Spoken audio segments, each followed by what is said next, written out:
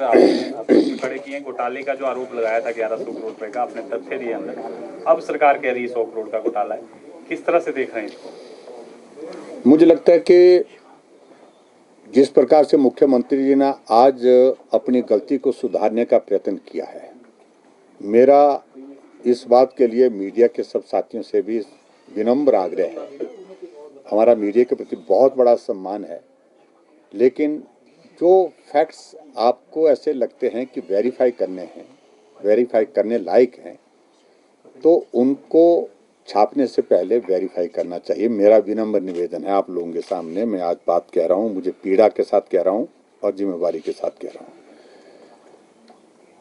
हिमकेयर योजना जब हमने 2019 में शुरू की थी, बिल्कुल आयुष्मान के पैटर्न पर हमने इस योजना को शुरू किया था। यानी कि आयुष्मान भारत के अंतर्गत जो कवर होते थे परिवार, उनको आयुष्मान भारत के अंतर्गत कवर करने का प्लान था। लेकिन बहुत सारे लोग हिमाचल प्रदेश में ऐसे थे जो आयुष्मान भारत के अंतर्गत कवर नहीं हो पा रहे थे। उनके लिए हिमकेयर योजना के अंतर्गत 5 लाख रुपए का हेल्थ कवर दिया गया था। और हमको भी इतना उम्मीद नहीं थी कि ये योजना इतनी पॉपुलर होगी, और पॉपुलर होने के साथ साथ में हिमाचल प्रदेश के गरीब लोगों की जिंदगी बचाने में इतनी कारगर होगी, इतनी सार्थक होगी।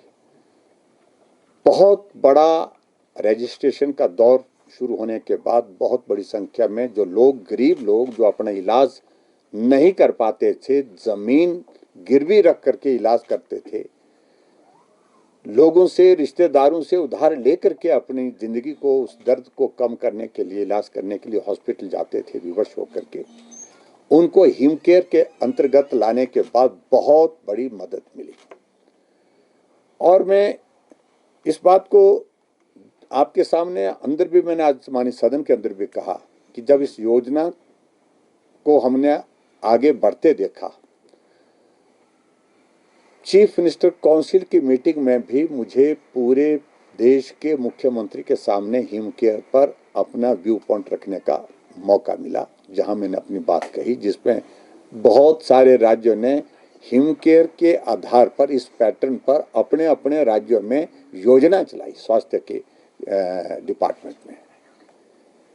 अब जो प्रश्न असली है, हिमाचल प्रदेश में एक तो आर्थिक संकट है, इस बात से मैं सहमत हूं, लेकिन पूर्व सरकार के अच्छे काम को बदनाम करने के लिए एक बहुत बड़ा एक साजिश और षड्यंत्र का काम चल रहा है कि योजना को बंद करने से पहले उस योजना को ही बदनाम करो, योजना को चलाने वालों को बदनाम करो, आरोप लगाओ, कुछ भी लगाओ, मन घड़ंत आरोप लगाओ, और ताकि लोगों के जहन में, लोगों के दिमाग में छवि खराब हो जाए उस योजना की, उस सरकार की, उस नेतृत्व की जिन्होंने इस योजना को शुरू किया था।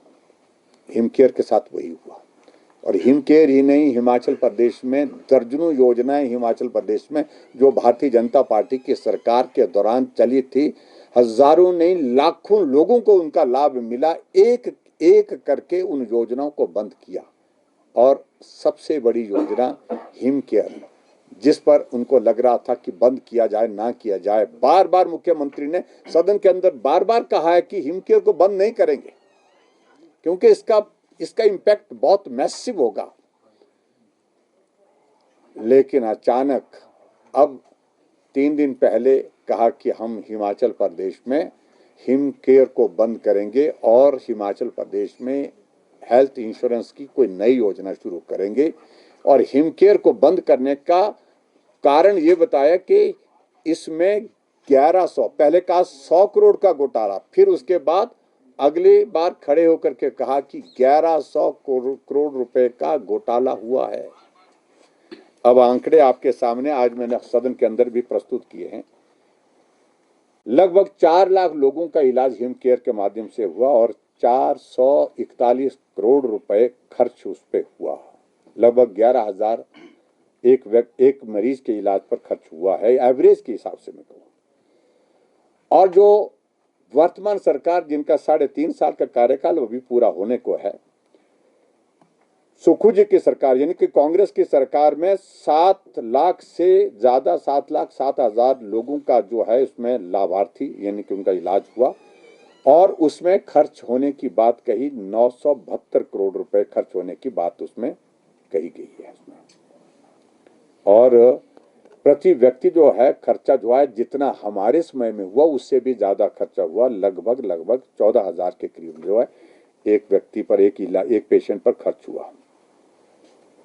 और जब भुगतान की बात आई, वर्तमान सरकार में जो भुगतान हुआ है 450 करोड़ रुपए के लगभग भुगतान हुआ है और लगभग इतनी ही राशि 450 करोड़ के लगभग जो है अभी तक जो है पेंडेंसी खड़ी है, जो हिमकेयर की पेंडेंसी खड़ी है, जो अभी तक पेमेंट उसकी होनी बाकी है।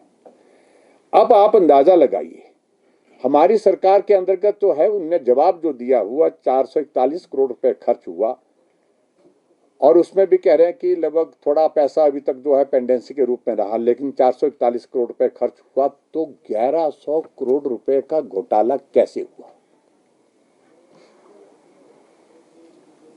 इसलिए मैं कह रहा हूं कि जो अखबारों में छपा, मीडिया में पब्लिश हुआ, मीडिया में सोशल मीडिया में चला, वो ये चला कि 1100 करोड़ रुपए का घोटाला हिमकेयर के अंतर्गत हुआ।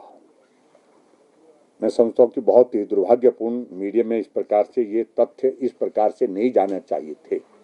मुख्यमंत्री भले बोले लेकिन उसके बावजूद ये आरोप के रूप में आप बात कहते तो भी बात आती, लेकिन आपके मीडिया के माध्यम से भी ये खबर जो है इस प्रकार से थोड़ी गलत उठी है, जिसके कारण मुझे ऐतराज है व्यक्तिगत रूप से और हमारे साथियों को भी ऐतराज है।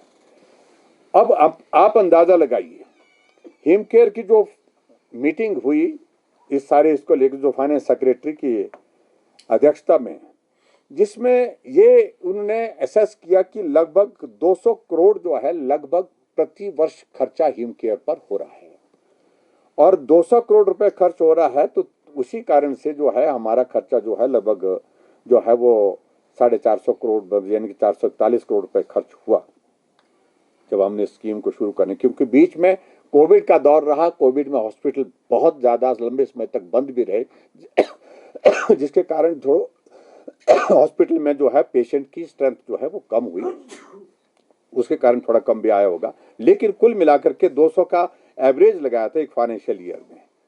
लेकिन 3 साल में सुखू जी की सरकार ने खर्च किया जो इस पर जो है वो 972 करोड़ रुपए, जो होना चाहिए था 600 करोड़ के लगभग, 600 करोड़ के लगभग होना चाहिए था 972 करोड़ रुपए। यानी कि जो एवरेज फाइनेंस डिपार्टमेंट ने, जो हेल्थ डिपार्टमेंट ने मिलकर के एक फिगर निकाली थी कि इतना अगर खर्च होता है तो 972 करोड़ रुपए खर्च हुआ 3 साल में, यानी कि हमारे कंपैरिजन में बहुत ज्यादा। क्या मुख्यमंत्री जी इसकी भी जांच करेंगे जो उनके कार्यकाल में पैसा खर्च हुआ? यह भी एक प्रश्न खड़ा होता है और इसकी भी जांच होनी चाहिए, क्योंकि ये पैसा ज्यादा क्यों खर्च हुआ। कारण मुझे जो लगता है कि जो मैंने 2 व्यक्तियों का जिक्र किया, 2 लोग वहां पर हैं जो बहुत सारी चीजों को लेकर के मैनेज करते हैं, हायर साइड में हायर रेट पर मेडिसिन परचेज करके जो है वो सप्लाई करते हैं, उसके कारण ये खर्चा बड़ा है और ये आरोप मेरा वर्तमान सरकार के ऊपर है, इसकी भी जांच करें। और दूसरे मैं बहुत चीजों को लेकर के नहीं कहना चाह रहा हूँ, आज सिर्फ एक ही बात कहना चाह रहा हूँ। आज कहा कि आप विजिलेंस की जांच के बजाय सिटिंग हाई कोर्ट के जज से इसकी जांच कराएं, और जो ऑडिट की बात कह रहे हैं ये audit specific Bharatiya Janata party की सरकार के कार्यकाल का क्यों? ये ऑडिट अगर होना चाहिए तो ये होना चाहिए कांग्रेस के अभी तक जो 3.5 साल का कार्यकाल, जब हिमकेयर में हमारे कंपैरिजन में ज्यादा खर्च किया है। ये बात लगे कि पेंडेंसी है उसमें, तो अभी उसकी भी जांच की जाए, तो ये भी हम उनसे कहना चाहते हैं। और दूसरी बात, जब अभी तक 1100 करोड़ रुपए की पेमेंट ही नहीं हुई है तो 1100 करोड़ रुपए का घोटाला कैसे हुआ? ना हमारी सरकार में और कांग्रेस की सरकार के दोनों को मिलाकर के भी इतना अमाउंट अभी तक पेमेंट का जारी नहीं हुआ है। तो इसलिए मुख्यमंत्री जी से मैं एक ही बात कहना चाहता हूँ कि आप स्टूडेंट पॉलिटिक्स की तरह समर हिल के चौक पर भाषण नहीं दे रहे हैं, आप इस विधानसभा के अंदर बोल रहे हैं, माननीय सदन के अंदर बोल रहे हैं। जिम्मेवारी के साथ बात कहिए और इस प्रकार से निर्लज होकर के, बेशर्म होकर के झूठ बोलना बंद करिए। आज जब हमने इस सारी बात को लेकर के पूरे प्रश्नकाल के अंतर्गत जो है अपनी वहां पर अपने प्रश्न छोड़ करके इसी विषय पर अपनी बात करनी चाहिए थी। प्रश्नकाल के दौरान हमें अनुमति नहीं मिल पाई, लेकिन बाद में जब अनुमति दी, मैंने सारे फैक्ट्स विधानसभा के अंदर वहां पर भी रखे हैं, जो मैंने आपके सामने यहाँ पर भी रखे हैं। और मैं मुख्यमंत्री जी से यही कहूँगा कि जांच से कोई डरता नहीं है, किसी बात की परवाह नहीं, क्योंकि हमने इसको बहुत पवित्र भावना के साथ हिमाचल प्रदेश के गरीब लोगों की जिंदगी बचाने के लिए इस योजना को शुरू किया था। हमारा मकसद वो काफ़ी हद तक उसमें सफल हुआ है और आप उन गरीब लोगों की ज़िंदगी को बर्बाद कर रहे हैं, जो अपना इलाज अपनी गरीबी के कारण करने में सक्षम नहीं हो पा रहे हैं। Thank you. मुख्यमंत्री में ये बात सामने आई है कि बिल ऐसे बनाए गए जिसमें मर्दों की बच्चे लाने के भी ऑपरेशन किए गए। और देखिए, ऐसा कोई है तो उनके खिलाफ स्पेसिफिक होगा, स्पेसिफिक इस प्रकार का होगा तो उनके खिलाफ कार्रवाई करिए। हम कहाँ बोल रहे हैं, हम तो पहले दिन से बोल रहे हैं जिनके खिलाफ कार्रवाई करनी है आप करिए, लेकिन उनके खिलाफ कार्रवाई करिए। योजना को बंद मत करिए, योजना को स्टार मत करिए, क्योंकि गरीब लोगों को बहुत बड़ा सहारा है ये, जिससे उनको जिंदगी बचाने का रास्ता निकल आया है और हिम केयर के माध्यम से। और मुख्यमंत्री इस योजना को सिर्फ राजनीतिक भावना के साथ जो है इसको बंद करने के लिए आगे बढ़ रहे हैं, जो दुर्भाग्यपूर्ण है। सीएम ने सर इसमें 120 करोड़ कहा, आरकेएस भी जोड़ दिया कि इंटरनल ऑडिट में चौंकाने वाले तथ्य आए। पहले 100 करोड़ कहा, फिर 120 करोड़। इसलिए मुख्यमंत्री जी की बात पर भरोसा करना ही कठिन है। ना प्रदेश करता है भरोसा, ना उनके साथी करते हैं, ना हम करते हैं, क्योंकि वो आज कुछ बोलेंगे, सुबह कुछ बोलेंगे, शाम को कुछ बोलेंगे, शाम को कुछ बोलेंगे, सुबह को कुछ और बोलेंगे। तो इसलिए उनकी बातों पर भरोसे की बात तो है ही नहीं। लेकिन हम ये कह रहे हैं कि जांच करिए तो पूरे अपने कार्यकाल की भी जांच करिए, ताकि जो है इसको ठीक करने की दृष्टि से अगर आपको लगता है कि कुछ कदम उठाने की आवश्यकता है आप करिए, लेकिन योजना को बंद करने का बहाना ढूंढ रहे हैं। और इसलिए ये मनगढ़ंत आरोप, कभी 100 करोड़, कभी 120 करोड़, कभी 1100 करोड़ रुपए की बातें कह रहे हैं। ये बहुत ही, मैं समझता हूं कि बहुत ही दुर्भाग्यपूर्ण एक स्थिति है कि प्रदेश का मुख्यमंत्री हर रोज अपने बयान बदलते हैं, हर रोज अपनी बात को गलत तरीके से प्रस्तुत करते हैं। ये बहुत जिम्मेवारी के साथ जो है मुख्यमंत्री का व्यवहार नहीं दिखता है। सदन के भीतर किस तरह से देखते हैं इस तरह के झूठे आंकड़े? एक तरह से हम कह सकते हैं कि अवमानना, ये सदन की अवमानना है। आपको तो मामला भी दिया था, हाँ जी, विशेष अधिकार हनन का भी आपने ना, हमने इसी बात को लेकर के कि सदन की मर्यादा को तार तार कर दिया है। जब मुख्यमंत्री सदन के अंदर बोलते हैं, वो सदन का कोई सदस्य कोई बोले तो उसमें कोई त्रुटि रह जाए तो उसको ठीक करने के लिए बोलते नहीं भाई आंकड़े ये नहीं है, ये आंकड़े हैं। अब यहाँ उल्टा ये हो रहा है कि सदन के अंदर मुख्यमंत्री जो दे रहे हैं आंकड़े, वो हम करेक्ट करने के लिए खड़े होकर के विवश हो रहे हैं कि आंकड़े ये नहीं, ये है। इसलिए सदन को गुमराह करना, ये मर्यादा सदन की जो है, गरिमा सदन की तार तार हुई है, ये बहुत ही दुर्भाग्यपूर्ण है। कट मोशन में आपने पेट्रोल पे 10 एक्साइज ड्यूटी कम की है, सिर्फ 10 रुपए पेट्रोल। मैं प्रधानमंत्री नरेंद्र मोदी जी के इस फैसले का अभिनंदन करता हूं, जो मिडिल ईस्ट में जो वॉर के कारण, युद्ध के कारण एक सिचुएशन बनी है और जिसमें तेल की आपूर्ति में भी कई तरह की कठिनाई आ रही है। कठिनाई के साथ तेल के दाम बढ़ने में भी बहुत सारा ऐसा लग रहा है कि बढ़ सकती हैं कीमतें। एक तो उपलब्धता तेल की सुनिश्चित करने के लिए कदम उठाए गए हैं, लेकिन उसके साथ साथ में जो तेल की कीमत में जो कमी की है, डीजल पर तो 10 से 0 कर दिया गया है, 10 रुपये से प्रति लीटर के हिसाब से जो उसको 0 कर दिया गया है। और जो 13 रुपये शायद इस पे लगता था, पेट्रोल पे लगता था, हाँ जी, 10 रुपये पेट्रोल that has been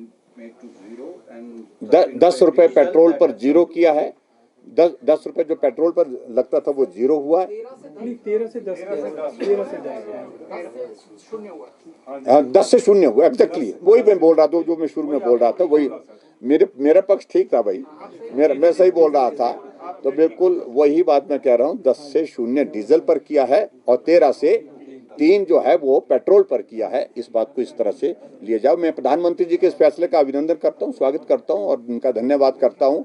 और मैं उम्मीद करता हूँ कि प्रदेश सरकार जो एक्ट लाई है यहाँ विधानसभा के अंदर, जो विडो सेस और ऑर्फन सेस लगाने की जो बात करी है, उस पर जो पुनः विचार करे, उस पर विचार करने के बाद अभी जल्दबाजी ना करे।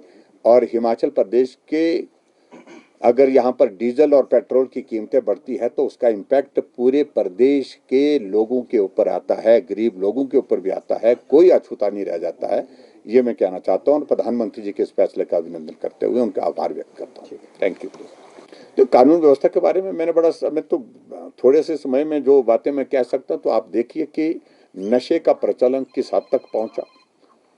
नशा कहीं बॉर्डर के इलाके में होता था किसी जमाने में, आज नशा जाकर के दूर ग्रामीण क्षेत्रों में, उन इलाकों में पहुंच गया जहां आदमी का पहुंचना मुश्किल है।